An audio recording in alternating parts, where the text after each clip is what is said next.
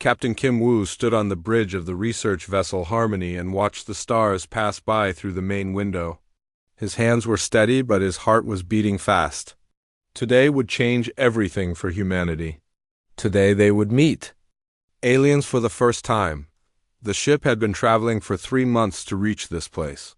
Earth had received a message from something called the Galactic Council 6 months ago. The message was strange and took weeks to decode. When they finally understood it, the whole world had celebrated. Humanity was not alone in the universe. Dr. Park Hannah walked up to the captain with her datapad in hand. She was the best scientist on the ship and had been studying alien languages for years. Her dark hair was tied back and she looked tired from working all night. "Captain, I have been looking at their latest messages," she said. "Something is wrong. They sound scared." Kim Woo turned to face her. "Scared? What do you mean?" "The tone has changed. In the first messages they sounded happy to meet us. Now they sound like they are in trouble. They keep asking if we have weapons on our ship." Lee Day looked up from his communication station. He was young and excited about meeting aliens. "Maybe they are just being careful." "We would ask the same thing." Dr. Park shook her head. "No, this is different. They are using words that mean danger and fear. Something bad is happening where we are going." The meeting place was a space station that orbited around a huge gas planet called Kepler 442b. The planet was beautiful with swirling clouds of blue and green. But as they got closer, Kim Woo could see that something was not right. "Captain, look at this," called out Engineer Kong Soo from his station. "I am picking up strange energy readings from the planet. Something big is moving down there in the clouds." Kim Woo walked over to look at the readings. The energy levels were huge. Whatever was down there was the size of a small moon, and it was alive. "How big did you say it was?" asked Dr. Park. "About 50 kilometers long and getting bigger," Kong Soo replied. "The energy it gives off is like nothing I have ever seen. It is not like any ship or machine." Communication Officer Han Sol suddenly sat up straight at her station. "Captain, we are getting a message from the space station. They want to talk to us right away." "Put it through," Kim Woo ordered. The main screen showed an alien face that looked like a mix between a bird and a lizard. The creature was shaking and its eyes were wide with fear. "Human ship, you must turn around now," the alien said in broken English. "It is not safe here. The ancient terror has awakened." Kim Woo stepped forward.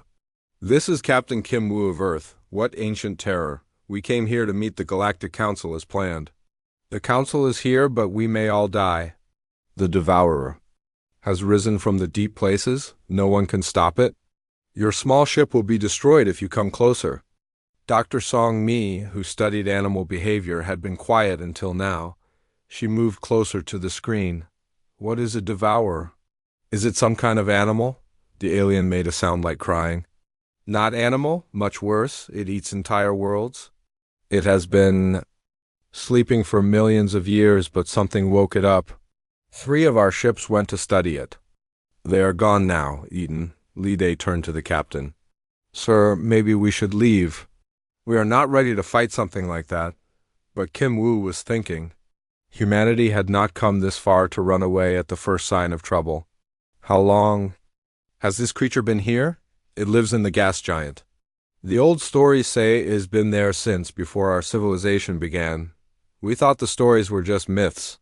Dr. Park was reading data on her pad. "Captain, the energy readings are getting stronger. The creature is moving up through the planet's atmosphere." Ambassador Choi Bin, who was supposed to do the talking with the aliens, looked nervous. "Captain, if this creature is as dangerous as they say, we should contact Earth for instructions." "Earth is 3 months away," Kim Woo replied. "By the time we get an answer, whatever is going to happen will be over." The alien on the screen was still talking. "You must understand, humans. This is not like your Earth animals. The Devourer is made of living metal that can pass through walls. It can change its shape and size. Our strongest weapons do nothing to it. It feeds on energy and matter. Entire star systems have gone dark because of creatures like this." Sol looked up from her station. Captain, I am detecting more alien ships around the space station. At least 30 of them from different species. They all came to see us? Asked Li Day. No, said the alien. We came to warn you away. But now we are all trapped. The Devourer's presence stops our faster-than-light travel. We cannot leave the system. Dr. Song Mi was studying the readings from the planet. The creature's movements are not random. Look at this pattern. It is almost like it is searching for something. Kong Su nodded. She is right. The energy pulses. Come in waves, like it is calling out. Calling to what? Asked Kim Woo. Maybe to others of its kind, suggested Dr. Park. Or maybe it knows we are here. The alien's voice became more urgent. Human ship, you must not go to the planet. Already the creature has grown larger. It feeds on the gas and energy from Kepler 442b. Soon it will be large enough to leave the planet and hunt in space. Kim Woo made his decision. We are not leaving. Humanity did not travel across the galaxy to run from the first challenge we meet. Captain, that is not wise, Ambassador Choi Bin protested. We have no weapons that could fight such a creature. Who says we are going to fight it? Kim Woo replied. Dr. Song Mi, what do you think about the creature's behavior? Dr. Song Mi looked at the data again. If I did not know what it was, I would say it was acting like a lonely animal. The energy pulses could be calls for others of its kind. The alien on the screen looked shocked. Lonely? It is a destroyer of worlds. It knows only hunger, maybe, said Dr. Song Mi. Or maybe no one has ever tried to understand it. Kim Woo turned to his crew. We are going to the space station. But we are also going to learn everything we can about this devourer. If it has intelligence, then maybe we can communicate with it. That is suicide, said the alien. Maybe, Kim Woo replied. But running away without trying is not the human way. As the Harmony moved toward the space station, the crew could see the massive shape moving in the clouds below. It was beautiful and terrifying at the same time. Lightning danced across its surface, and the clouds swirled around it like a storm. Captain, whispered Hansel, I think it knows we are here. The creature had stopped moving and turned toward their ship. Even from space, they could feel its attention like a weight pressing down on them. The greatest challenge in human history was about to begin. The space station was much larger than Kim Woo had expected. It looked like a giant wheel spinning slowly in space. Ships from dozens of different alien species were docked around it. Some looked like Earth ships, but others were completely strange. One ship looked like a living tree, and another was shaped like a crystal dot as the Harmony docked with the station. Dr. Park Hanna could see aliens watching them through windows. They all looked afraid. I have never seen so many different species. In one place, said Li Day as he looked at the docking bay. Look at all of them. Ambassador Choi Bin was nervous about meeting so many aliens at once. Captain, how should we act? We don't know their customs. Just be polite and honest, Kim Woo replied. That works with humans. Maybe it works with aliens. 2. The docking bay doors opened and the human crew walked into the station. The gravity felt normal, but the air smelled different. It was not bad, just strange. Like flowers and metal mixed together, a group of aliens was waiting for them. The one in front was tall and thin with 4 arms and skin that changed colors like a rainbow. Behind him stood creatures that looked like walking plants, others that floated in the air, and some that were covered in fur. I am Council Historian Veltar, the tall alien said. His voice sounded like music. We welcome the humans to our emergency meeting. Emergency meeting? Asked Dr. Park. We thought this was a first contact celebration. Veltara's skin turned dark blue, which the humans guessed meant sadness. It was supposed to be. But the old nightmare has awakened. We must tell you about the Devourers before it is too late. The aliens led the humans to a large room with windows that looked down at the gas planet. The massive creature was now clearly visible in the clouds. It was moving slowly, but its size was growing. Please sit, Veltar said, pointing to chairs that adjusted themselves to fit human bodies. What I must tell you will be hard to believe. Dr. Song-mi sat forward, interested. We are ready to listen. Veltar touched a device and pictures appeared. In the air above them, the first picture showed a beautiful galaxy full of stars and planets. Long ago, before any of our civilizations existed, the galaxy was ruled by the ancients. They were powerful beyond imagination. They could create stars and move planets. But they were not the only advanced species. The picture changed to show massive creatures swimming through space between the stars. They looked like the thing in the planet below, but there were thousands of them. The devourers came from outside our galaxy. At first, the ancients tried to make peace with them. But the devourers did not want peace. They wanted to consume everything. Engineer Kang-soo studied the pictures carefully. How big are they exactly? The smallest ones were 10 kilometers long. The largest were bigger than moons. They could eat entire planets and turn the matter into energy to make themselves stronger. The pictures showed terrible scenes of planets being destroyed. Cities disappeared as the creatures passed over them. Whole star systems went dark. The war lasted for millions of years, Veltar continued. The ancients built weapons that could destroy stars. The devourers learned to phase through solid matter so weapons could not touch them. Many civilizations were caught in the middle and destroyed. Dr. Park was taking notes on her datapad. What happened to the ancients? They sacrificed themselves to save the galaxy. They created a great weapon that put the devourers into deep sleep, but the effort destroyed the ancient civilization. Only ruins remain. Ambassador Choi Bin looked confused. If they are asleep, why is one awake now? Veltar's skin turned red with fear. We do not know. Something woke this one up. It has been sleeping in that gas planet for 60 million years. Our scientists think it may have sensed new intelligent life in the galaxy. Us, whispered Hansol. It sensed us. Perhaps. Or perhaps it was just time for it to wake up. The old records are not clear. Li Day raised his hand like he was in school. How do you know all this? If the ancients are gone, who wrote the records? Some of the ancient ruins still function. They left warnings for future civilizations. They knew the sleep would not last forever. Dr. Song-mi was studying the pictures of the creatures. In all these images, they look angry or hungry. Did anyone ever try to communicate with them? The room went quiet. All the aliens looked at each other nervously. Communicate? Veltar sounded shocked. They are destroyers. They do not communicate. They only consume. But they are clearly intelligent, Dr. Song-mi continued. Look how they coordinate their attacks. They use strategy. That means they can think. A new alien stepped forward. It looked like a giant insect with wings. I am General Crix of the Hive Worlds. We have been fighting space monsters for 1,000 years. Some creatures cannot be reasoned with. They exist only to destroy. Kang-soo was looking at technical data on his pad. These energy readings from the planet are fascinating. The creature's body seems to be made of some kind of living metal. It can change shape and density at will. That is what makes them so dangerous, said Veltar.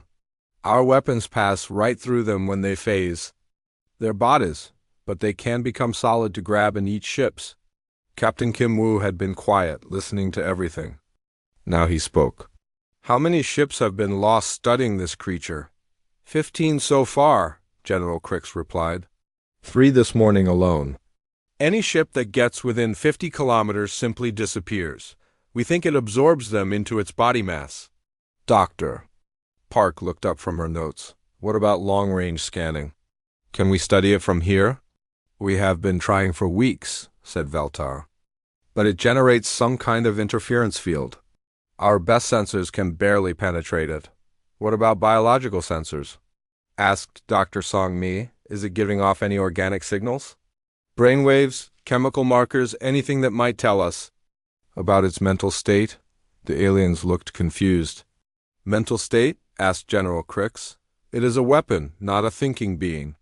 Everything that lives has some kind of mental state, Dr. Song-mi replied. Even simple animals show emotions like fear, anger, or curiosity. This is not a simple animal, Valtar said firmly. This is a force of destruction that ended civilizations. Kim Woo stood up and walked to the window. The creature had moved higher in the atmosphere. Parts of its body were now extending above. The cloud layer like giant tentacles reaching into space. It's growing, he said quietly. Yes, General Crix confirmed. Every hour it gets larger. It feeds on the gas and energy from the planet. Soon it will be large enough to survive in space. Then it will hunt. Hunt what? Asked Lide.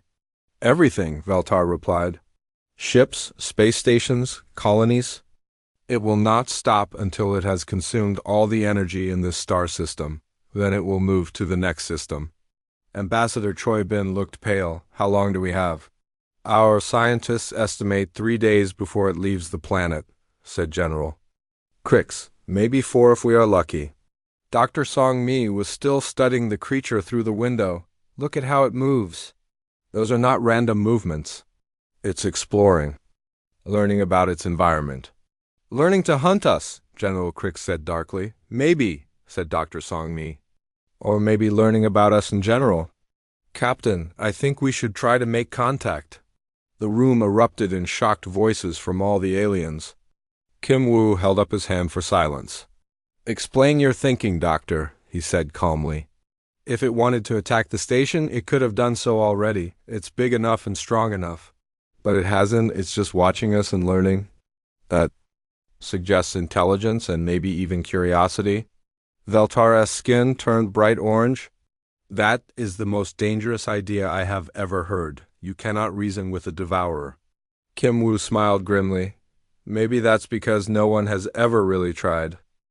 The argument in the council chamber had been going on for 2 hours. Every alien representative was against Captain Kim Woo's plan to approach the creature. Their voices filled the air with sounds like singing, clicking, and buzzing as they spoke. In their own languages. Absolutely not, General Crix said firmly. His insect-like wings fluttered with anger. We will not allow humans to commit suicide on their first day in space. Ambassador Choi Bin wiped sweat from his forehead. Captain, maybe we should listen to them. They have been dealing with space dangers much longer than us. But Kim Woo had made up his mind. Dr. Song Mi, show them your analysis. Dr. Song Mi stood up and activated her datapad. Pictures of the creature's movements appeared in the air. Look at these patterns.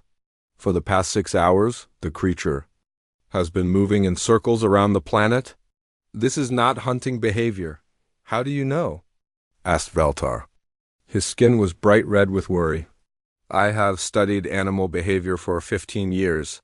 Predators don't waste energy swimming in circles. They move with purpose when they hunt. This creature is doing something else. She changed the picture to show energy readings. And look at these pulses it sends out every few minutes. They are too regular to be random. It's like it's calling out. Calling for what? Asked a floating alien that looked like a jellyfish, maybe for others of its kind. Maybe for help. Or maybe it's just trying to understand what's happening around it. General Crix made a harsh clicking sound. Even if you are right, approaching it is still death. Our strongest ships were destroyed in seconds. Dr. Park Hannah looked up from her. Computer, what kind of ships were they? Military vessels with heavy armor and weapons, Valtar answered. That might be the problem, said Engineer Kong-Su. If this creature has been asleep for millions of years, waking up to find armed ships around it would be scary. It might think it's under attack. So it defends itself by eating the ships, Dr. Song Mi added. That's normal behavior for a frightened animal. Lide raised his hand.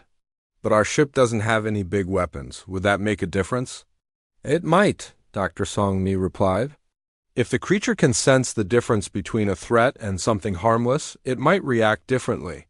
The alien leaders looked at each other with doubt. A tall alien that looked like a walking tree spoke in a voice like wind through leaves. Even if your theory is correct, you cannot communicate with it. What language would you use? Communication. Officer Han Sol had been quiet during the argument.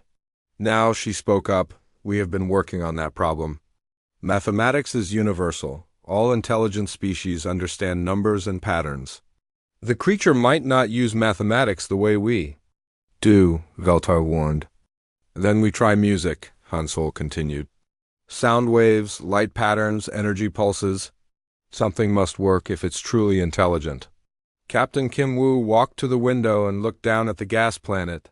The creature was now so large that it covered half the visible surface. Its body glowed with soft blue light that pulsed like a heartbeat. "We are going," he announced, "with or without your permission." The room erupted in shocked voices again. General Crix flew over to Kim Woo. "I cannot let you do this. Your deaths will accomplish nothing." "Our deaths might teach you something about the creature's behavior," Kim Woo replied calmly.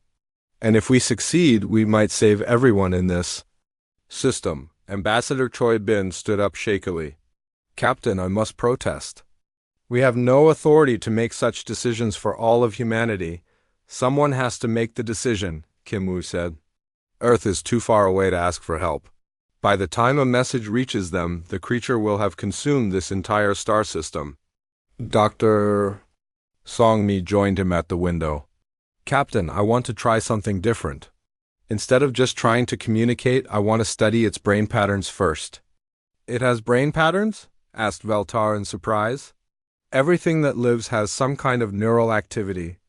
If this creature is as intelligent as we think, it should have complex brain waves. We can scan for those from a safe distance." Kang Su nodded excitedly. "Our medical scanners might be able to detect neural activity even through its interference field. If we modify the sensors, how long would that take?" asked Kim Woo. "Maybe 2 hours if Dr. Park helps me with the calculations." Dr. Park was already gathering her equipment. "I can do it in 1 hour if we skip the safety tests." General Crix flew between them and the door. "I will not let you leave this station." Kim Woo looked at the insect general calmly. "Are you going to stop us by force?" "If necessary, yes." "Then you are no different from the creature you fear. You use violence to solve problems instead of trying to understand." The words hit General Crix like a physical blow.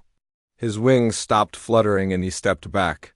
Other aliens in the room murmured to each other in their strange languages. Veltar's skin changed to a deep purple color. "The human makes a point. We have been so focused on fighting or running that we never considered other options. Because other options don't exist with devourers," General Crix insisted, but his voice was less certain now. "How do you know if you never tried them?" asked Dr. Song-mi. Han Sol walked over to her communication equipment. "I have been listening to the energy pulses from the creature. They are getting stronger and more frequent. Whatever it's trying to do, it's getting more urgent." "Maybe it knows we are here," suggested Li Day. "Maybe it's trying to talk to us and getting frustrated because we don't answer." Ambassador Choi Bin sat down heavily in his chair. "This is madness. We are betting the survival of humanity on the idea that a planet-eating monster wants to have a conversation. Sometimes madness is the only sane response to an impossible situation," Kim Woo replied. Dr. Park finished packing her equipment. "Captain, if we are going to do this, we should move fast. The creature is still growing. In a few hours it might be too large for our ship to approach safely." "What do you need from the station?" Kim Woo asked. "Just some power cells and a better computer for processing the brain scans. Kang Su and I can modify the sensors on the ship." Veltar stepped forward. "If you are determined to do this, we will help you prepare. But we cannot send any of our people with you." "We understand," Kim Woo said. "This is our choice to make." General Crix had been standing quietly, thinking. Finally, he spoke. "If you somehow survive this, what will you do if the creature is hostile?" "Run," Kim Woo answered honestly. "Our ship is fast." "We might be able to escape and warn you. And if it's not hostile?" Dr. Song-mi smiled for the first time since arriving at the station. "Then we try to learn everything we can about it. Maybe even make a new friend." The aliens looked at her like she had lost her mind. "Humans," muttered General Crix. "You are either the bravest species in the galaxy or the most foolish." "Maybe both," Kim Woo admitted. 2 hours later, the Harmony was ready to depart. The human crew had worked frantically to modify their sensors and communication equipment. Dr. Park and Kang-soo had installed new computer systems that could process complex neural patterns. As they prepared to leave the station, Veltar contacted them on the radio. "Human ship, we will monitor your mission from here. If you get into trouble, we will try to help you escape." "Thank you," Kim Woo replied. "But if this goes wrong, don't risk your ships trying to save us." "Good luck," said Han Sol to the station crew. The Harmony undocked and began its descent toward the gas planet. Behind them, dozens of alien ships watched from what they hoped was a safe distance. "Captain," said Lee Day nervously, "the creature has stopped moving. It's looking at us." Kim Woo could feel it too. Even through the ship's hull and across thousands of kilometers of space, he could sense something vast and ancient turning its attention toward their small ship. "All right, everyone," he said quietly. "Let's go make history." The Harmony shook as it entered the thick atmosphere of Kepler 442b outside the windows. Swirling clouds of blue and green gas rushed past like a storm. Lightning flashed in the distance, but it was not normal lightning. It was the creature, moving through the clouds. "Distance to target, 200 kilometers and closing," reported Lee Day from his navigation station. His voice was steady, but everyone could hear the fear underneath. Dr. Park Hana watched her modified sensors carefully. "I am getting strange readings. The creature's neural activity is off the charts. Its brain patterns are more complex than anything I have ever seen." "More complex how?" asked Captain Kim Woo. "A human brain has about 80 billion nerve cells. This creature has trillions, maybe hundreds of trillions. It's like a living computer that has been thinking for millions of years." Engineer Kang-soo looked up from his station with excitement. "Captain, you need to see this. The creature is not just swimming randomly, it's building something." On the main screen, they could see shapes forming in the clouds around the massive creature. Patterns of energy and compressed gas were arranged in perfect geometric forms. "What kind of patterns?" asked Dr. Song-mi. "Mathematical sequences, prime numbers, pi the golden ratio. It's showing us that it understands advanced mathematics."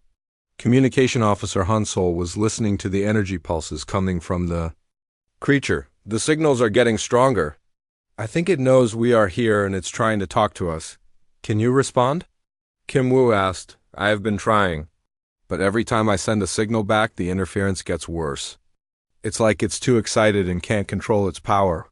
Dr. Song-mi studied the creature through the ship's cameras. Even at this distance, it was enormous. Its body stretched for dozens of kilometers through the clouds. The surface looked like liquid metal that constantly changed shape and color. "Captain, I want to try something dangerous," she said. "I want to attempt a direct neural link with the creature." The bridge went silent. Everyone stared at her. "That's suicide," said Lee Day. "Its brain is 1,000,000 times more powerful than ours." "Maybe, but it's also the only way to truly communicate with it. Language and mathematics might not be enough." Dr. Park shook her head. "Dr. Song, the neural interface was designed for human brains. Using it on an alien mind could kill you or drive you insane. I know the risks, but think about what we could learn.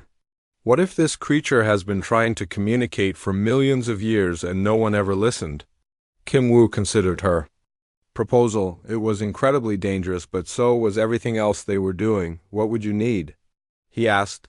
"The medical neural interface from sick bay and about 10 minutes to modify it." "Dr. Park, I need your help with the technical setup." "I won't help you commit suicide," Dr. Park said firmly. "Then help me do it safely." "You know more about alien biology than anyone on this ship," Kang-soo interrupted their argument. "Captain, the creature is moving toward us. Distance now 100 kilometers. On the screen, they could see the massive form rising through the clouds like a living mountain. Its surface rippled with patterns of light that looked almost like writing. "It's beautiful," whispered Han Sol. "It's terrifying," corrected Lee Day Doctor. Song-mi was already heading for the medical bay. "I'm going to set up the neural link." "Captain, Keep us at this distance, but don't run unless I tell you to. Dr. Song, wait, Kim Woo called after her. If this goes wrong, how will we know to break the connection? If I start screaming, that's probably a bad sign, she said with a nervous smile. 20 minutes later, Dr. Song Mi was lying on a medical bed with a strange helmet on her head. Wires connected the helmet to computers that Dr. Park had modified with alien technology from the station. Neural interface is active, Dr. Park reported. I'm reading normal human brain patterns. Beginning scan for the creature's neural field, said Kang Soo from his mobile station. Dr. Song Mi closed her eyes and tried to calm her mind. She had trained for years in meditation and mental discipline. She would need all of that training. Now, contact in 321, Dr. Park announced, the moment the neural link activated. Dr. Song Mi's world exploded into light and sound and sensation beyond anything she had ever imagined. She was no longer in her own mind, but floating in an ocean of ancient thoughts and memories. The creature's mind was vast beyond comprehension. It held the memories of entire civilizations, the birth and death of countless stars, the rise and fall of species across millions of years. But underneath all of that knowledge was something unexpected. Loneliness. The creature, which called itself Keeper of the Final Song, had been alone for so long that it had almost forgotten what companionship felt like. It had awakened from its long sleep to find a galaxy full of young species that fled in terror whenever they saw it. Through the neural link, Dr. Song Mi could feel the Keeper's confusion and sadness. It had never meant to destroy the civilizations it encountered. It had been trying to communicate, to share its knowledge and wisdom. But its attempts at contact had been misunderstood as attacks. What's happening? Dr. Park asked urgently. Her neural activity is spiking. I'm okay, Dr. Song Mi managed to say. It's not trying to hurt me, it's just very lonely. Through the link, she shared her own memories with the Keeper. Growing up on Earth, studying animals, learning to understand creatures that couldn't speak. She showed it images of humans working together, helping each other, forming bonds across differences. The Keeper was fascinated by these memories. It had never encountered a species that actively tried to understand other forms of life. Most young species were too focused on survival and conquest to appreciate the deeper connections possible between different kinds of consciousness. The energy readings are changing, Kang Soo reported. The creature's interference field is weakening. On the main screen, they could see the Keeper's massive form beginning to glow with softer, warmer light. The harsh patterns of energy that had surrounded it were becoming gentle waves of color. It's learning, Dr. Song Mi whispered. It's learning how to communicate without accidentally destroying things. Through the neural link, the Keeper shared some of its own memories. Dr. Song Mi saw glimpses of a galaxy-spanning civilization that had existed millions of years ago. The Keeper's people had been gardeners and teachers, helping young species develop and grow. They had been the opposite of destroyers, but something had gone wrong. A plague of some kind had forced the Keeper's people into deep sleep to survive. When they awakened eons later, they found their students had evolved into new species that no longer remembered their teachers. Worse, these new species saw the ancient Keepers as monsters to be feared and fought. Captain, Dr. Song Mi called out, her voice filled with wonder. It was never trying to destroy civilizations. It was trying to help them. But they couldn't understand its advanced methods of communication. What does it want now? Kim Woo asked Dr. Song Mi posed the question through the neural link. The answer came back immediately, filled with hope and desperate longing. It wants to teach again. It wants to share its knowledge. It wants to not be alone anymore. The Keeper showed her visions of what it could offer. Technologies that could heal dying worlds. Methods of faster-than-light travel that didn't damage space. Ways to communicate across vast distances instantly. All the wisdom of a civilization that had mastered the galaxy millions of years before. Humans had even learned to use fire, but most importantly, it offered friendship. Dr. Song, Dr. Park said with concern, your neural patterns are changing. The link is affecting your brain structure. I know, but it's not harmful. The Keeper is teaching me how to expand my consciousness safely. I can feel my mind growing. Through the neural link, she was learning to think in ways that humans had never imagined.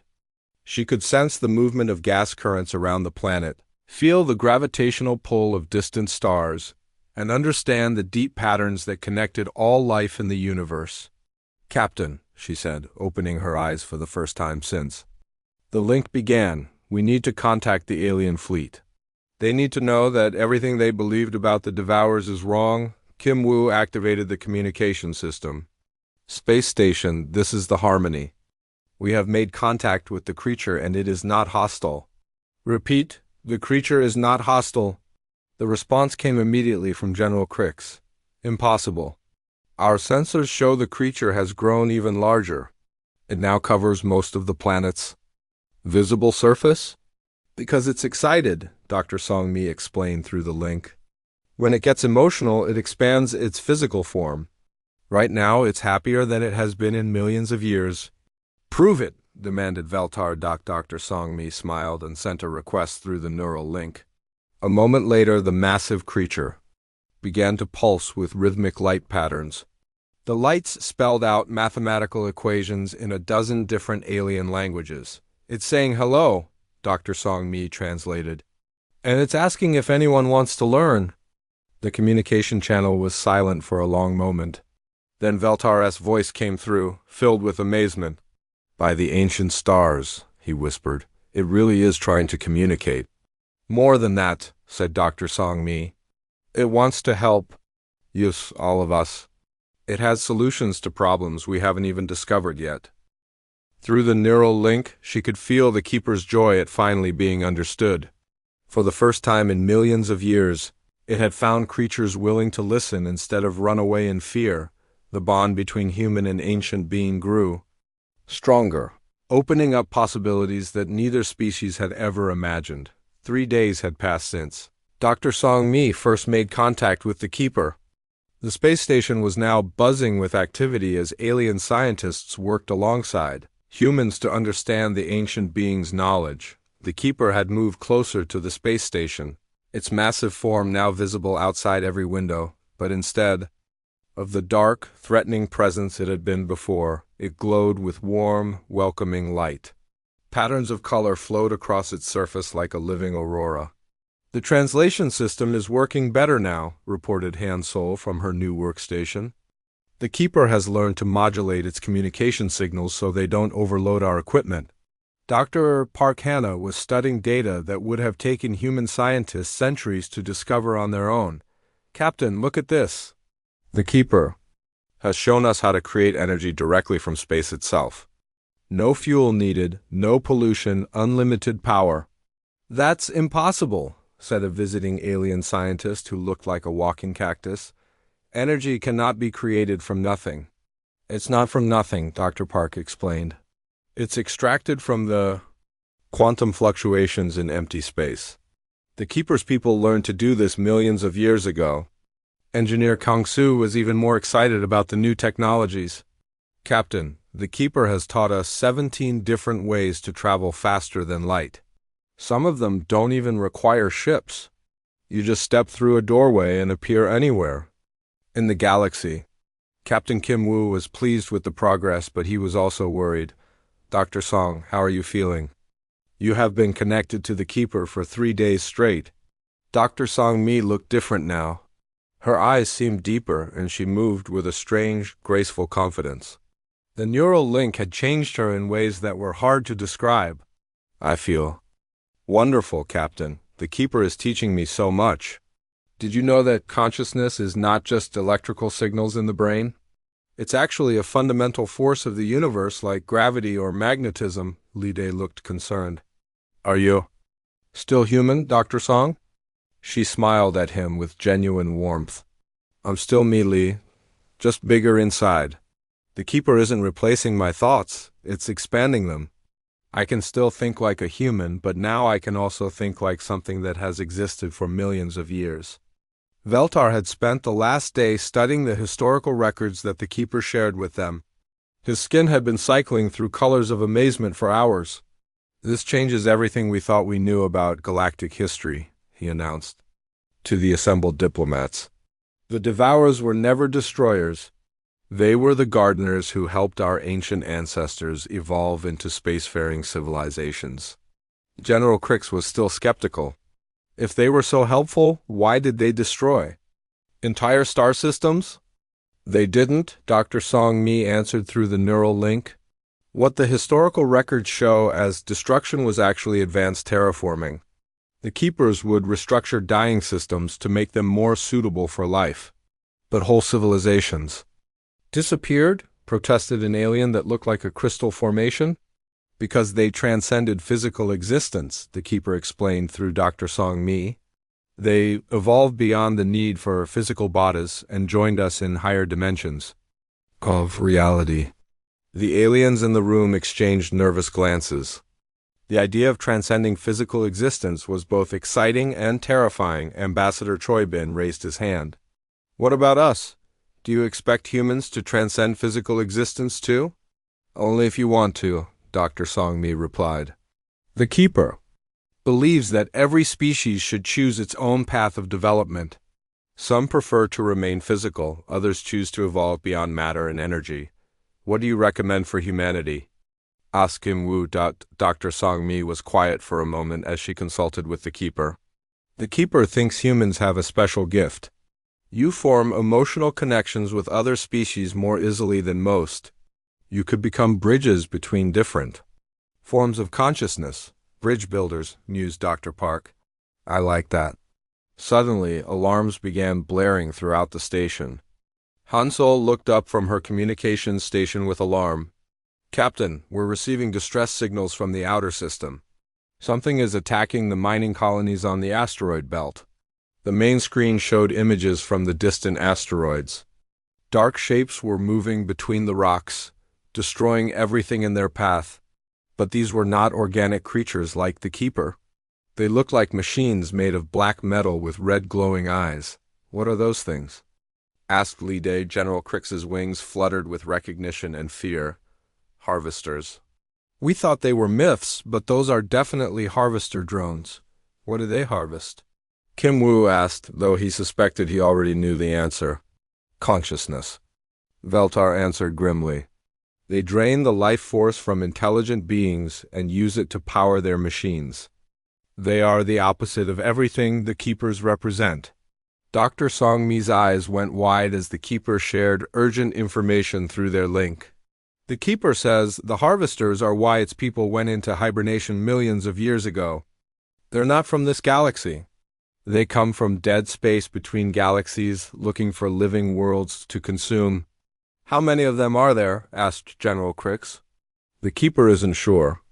Its sensors detect at least 1,000 ships in the outer system, but there could be more hiding behind the asteroids.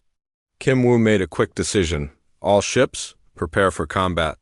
We need to protect the mining colonies. Wait, Dr. Song Mi said urgently. The Keeper wants to help. It has been waiting millions of years for a chance to fight the harvesters again. One creature against 1,000 ships? General Crix sounded doubtful. The Keeper is not just one creature anymore, Dr. Song Mi explained. It has been growing and learning since it woke up.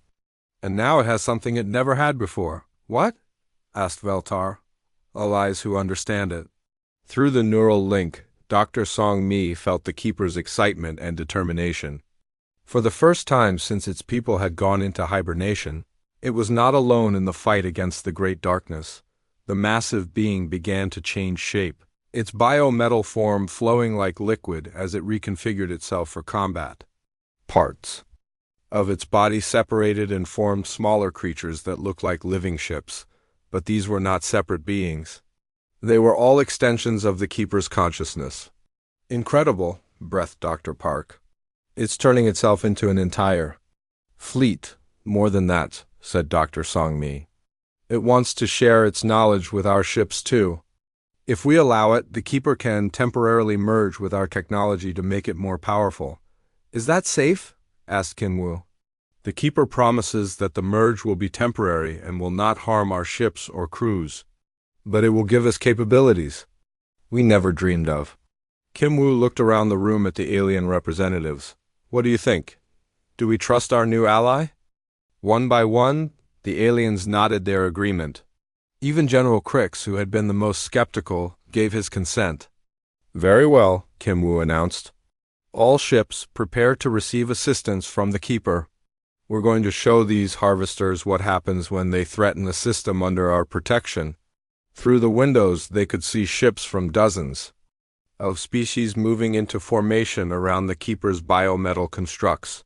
Human vessels flew alongside alien cruisers, all of them beginning to glow with the same warm light that surrounded the ancient being. Dr. Song Mi felt a surge of pride and excitement through the neural link. The Keeper had never experienced anything like this before. In its ancient battles, it had always fought alone against the darkness. Now it had friends willing to stand beside it. The Keeper is transmitting tactical data to all ships, Han Sol reported. It knows the Harvester's weaknesses. What are their weaknesses? Asked Kang Su. They feed on fear and despair, Dr. Song Mi explained.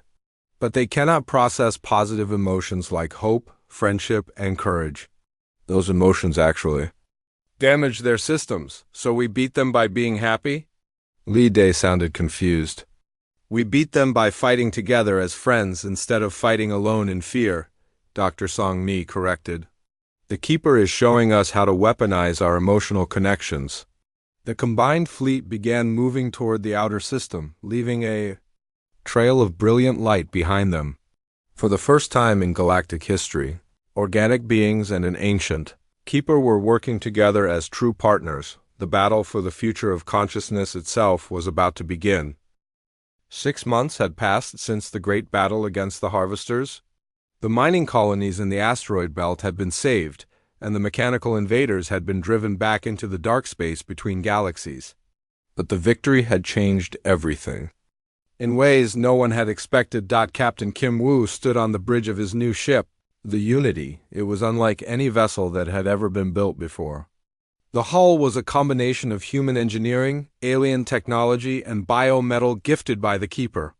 The ship was alive in ways that were hard to describe. It could think, learn, and even heal itself when damaged. Captain, we're receiving a distress call from the vegan system, reported Han Sol from her communication station.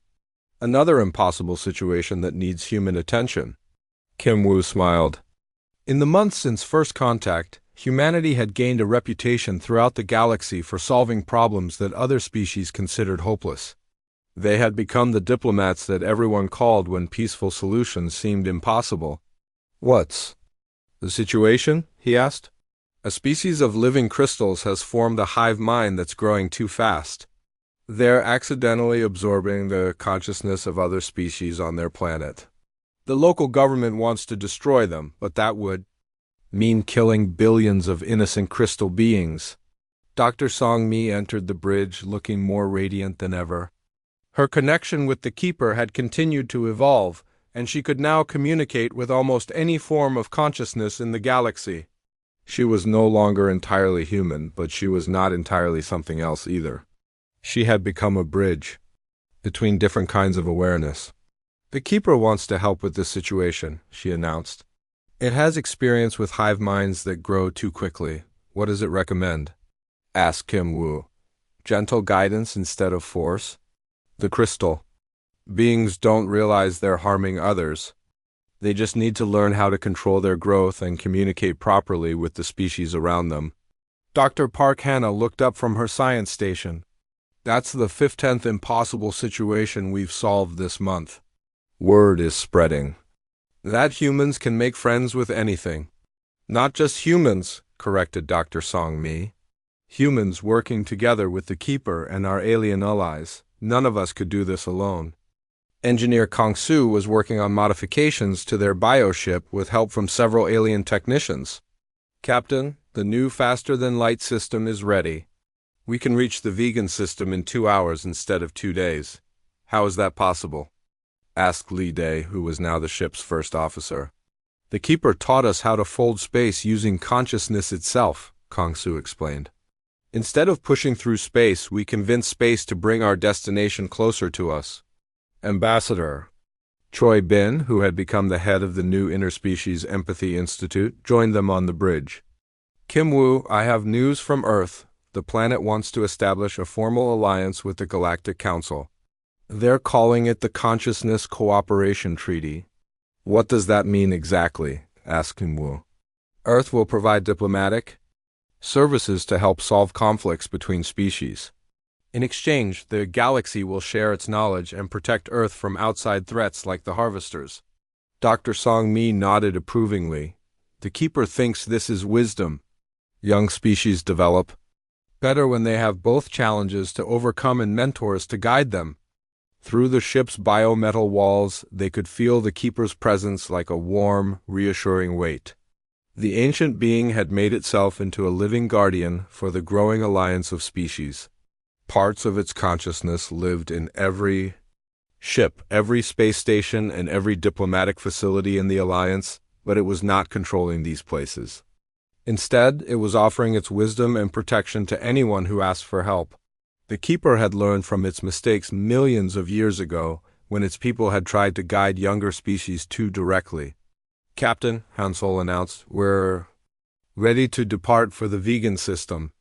Take us there, Kim Woo ordered. The Unity began to fold space around itself. Instead of the violent acceleration of traditional faster-than-light travel, this felt like a gentle shift in reality.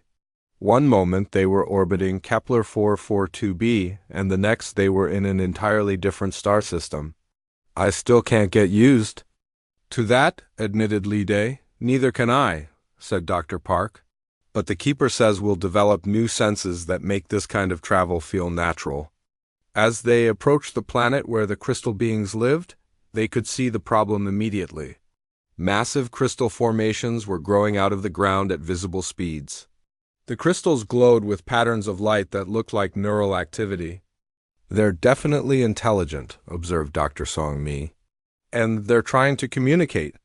But their method of communication involves direct consciousness transfer, which is overwhelming the other species on the planet. Can you talk to them? Asked Kim Woo. I can try. But I'll need the Keeper's help to avoid being absorbed into their hive mind. Dr. Song-mi closed her eyes and extended her consciousness toward the crystal beings.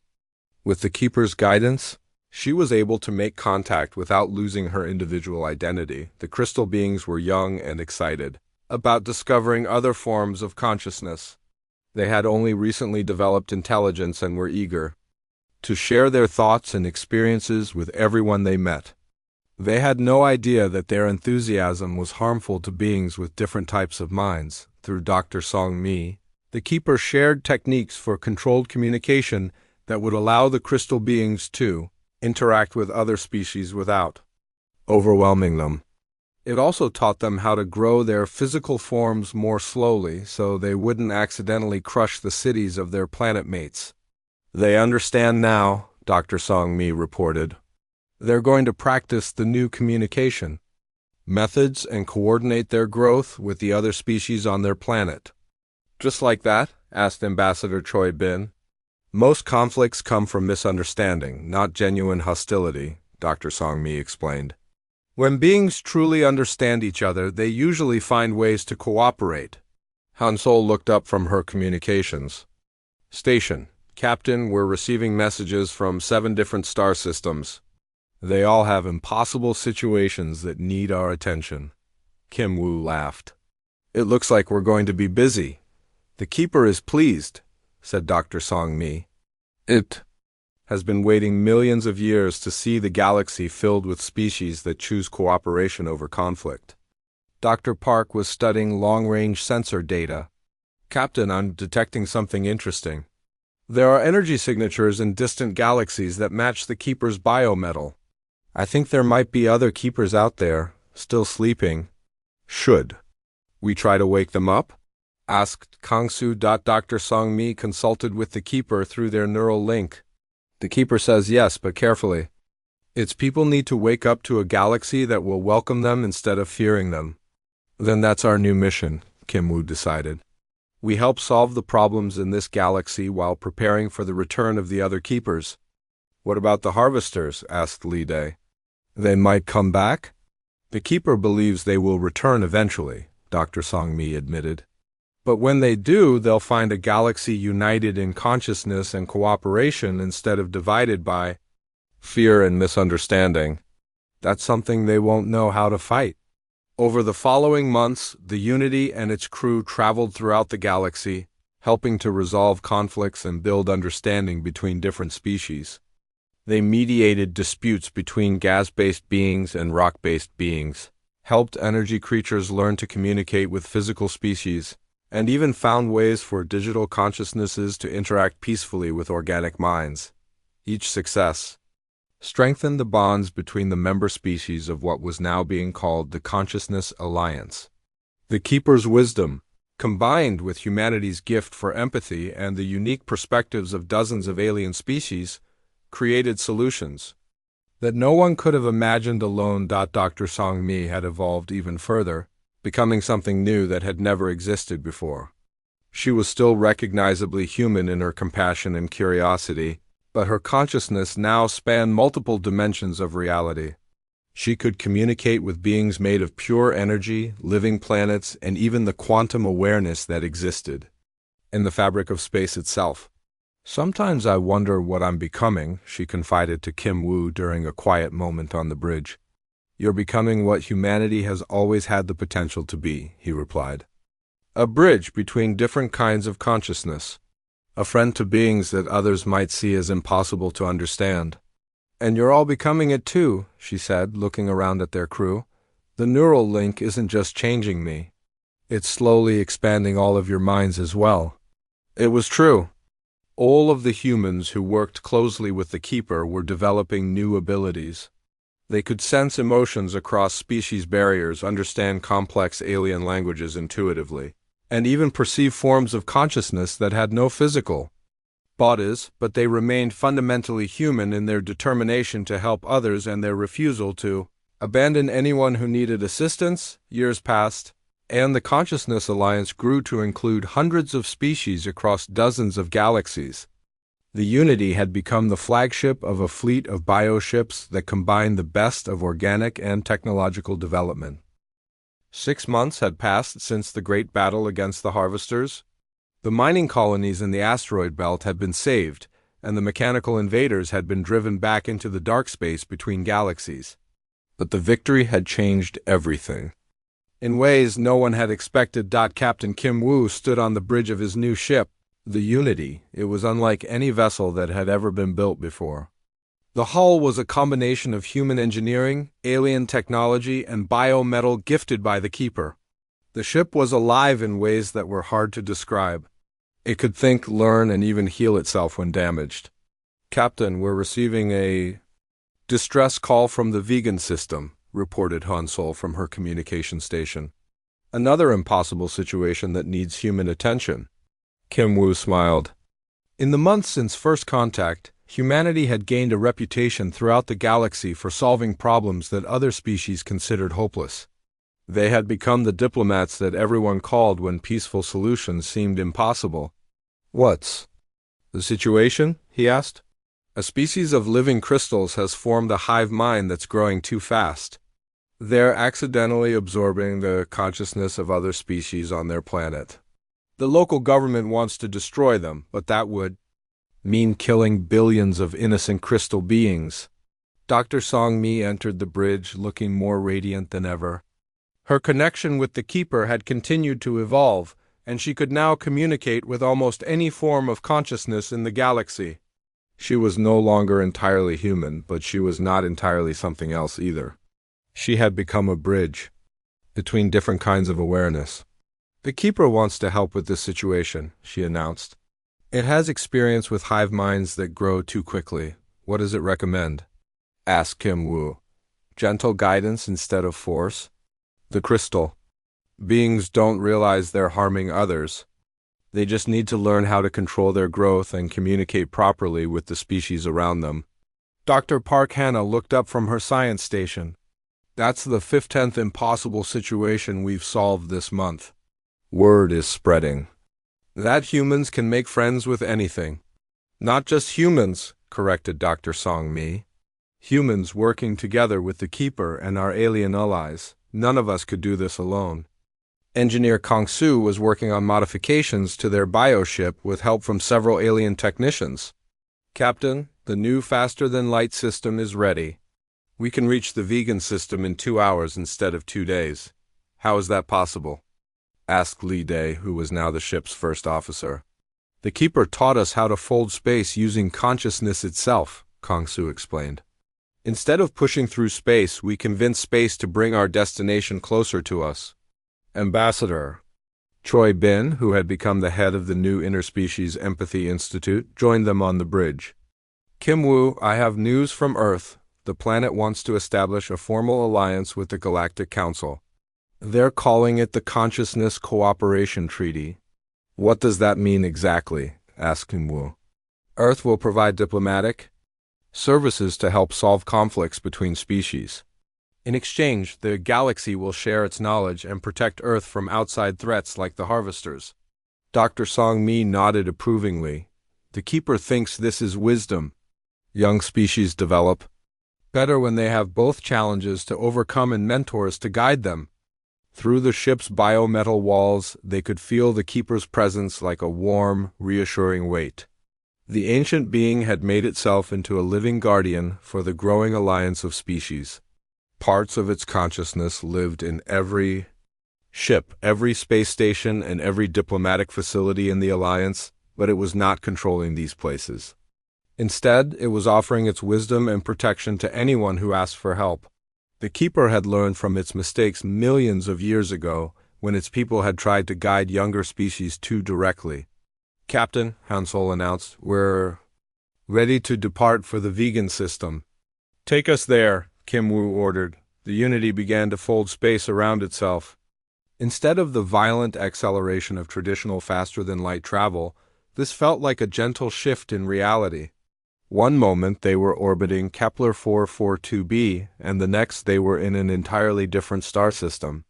I still can't get used to that, admitted Li Day. Neither can I, said Dr. Park. But the Keeper says we'll develop new senses that make this kind of travel feel natural. As they approached the planet where the crystal beings lived, they could see the problem immediately. Massive crystal formations were growing out of the ground at visible speeds. The crystals glowed with patterns of light that looked like neural activity. They're definitely intelligent, observed Dr. Song-mi. And they're trying to communicate. But their method of communication involves direct consciousness transfer, which is overwhelming the other species on the planet. Can you talk to them? Asked Kim Woo. I can try. But I'll need the Keeper's help to avoid being absorbed into their hive mind. Dr. Song-mi closed her eyes and extended her consciousness toward the crystal beings. With the Keeper's guidance, she was able to make contact without losing her individual identity. The crystal beings were young and excited about discovering other forms of consciousness. They had only recently developed intelligence and were eager to share their thoughts and experiences with everyone they met. They had no idea that their enthusiasm was harmful to beings with different types of minds. Through Dr. Song-mi, the Keeper shared techniques for controlled communication that would allow the crystal beings to interact with other species without overwhelming them.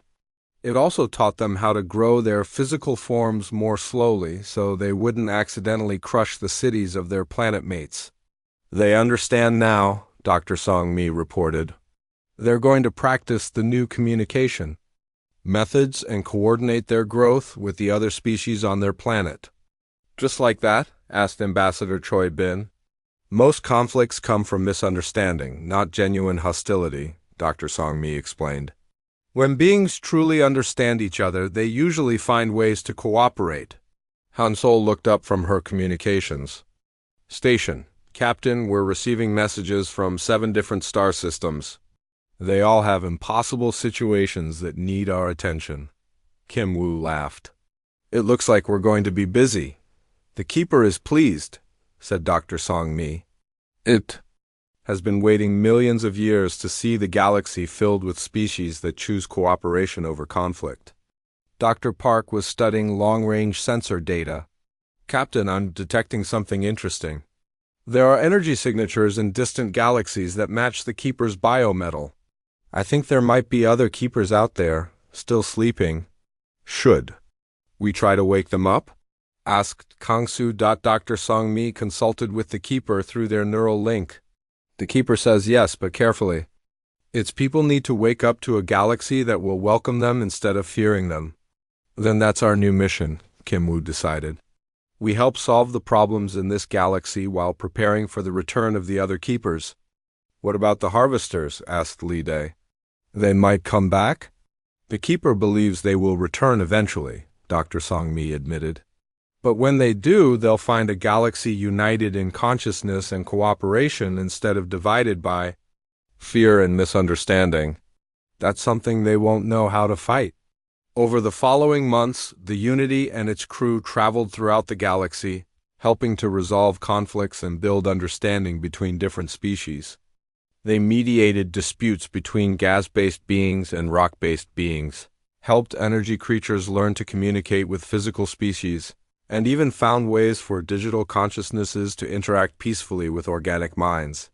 Each success strengthened the bonds between the member species of what was now being called the Consciousness Alliance.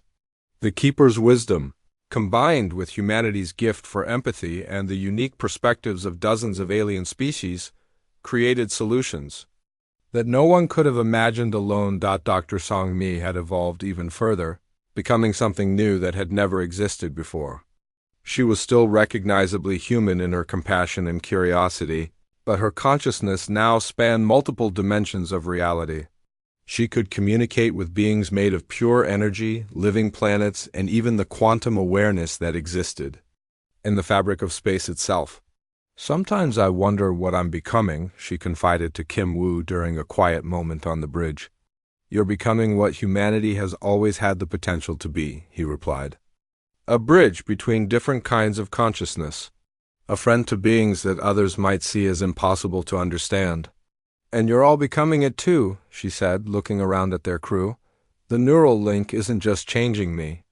It's slowly expanding all of your minds as well. It was true.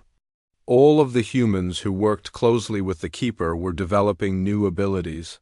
They could sense emotions across species barriers, understand complex alien languages intuitively, and even perceive forms of consciousness that had no physical bodies, but they remained fundamentally human in their determination to help others and their refusal to abandon anyone who needed assistance. Years passed, and the Consciousness Alliance grew to include hundreds of species across dozens of galaxies.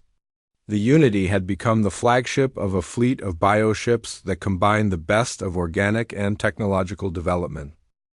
When the first of the other Keepers finally awakened in a distant galaxy, they found not a universe of fearful young species, but a cosmic community ready to welcome them as teachers and friends. The age of isolation and conflict was ending. The age of consciousness cooperation had begun, and at the center of it all were the humans who had chosen to reach across the void and touch an ancient mind with friendship instead of fear. They had become exactly what the galaxy needed. Guardians not of territory or resources, but of the connections that made all conscious life precious.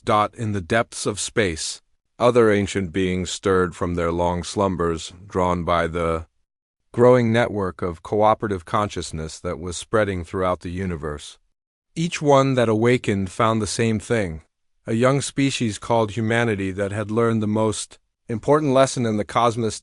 True strength comes not from the ability to destroy, but from the courage to understand.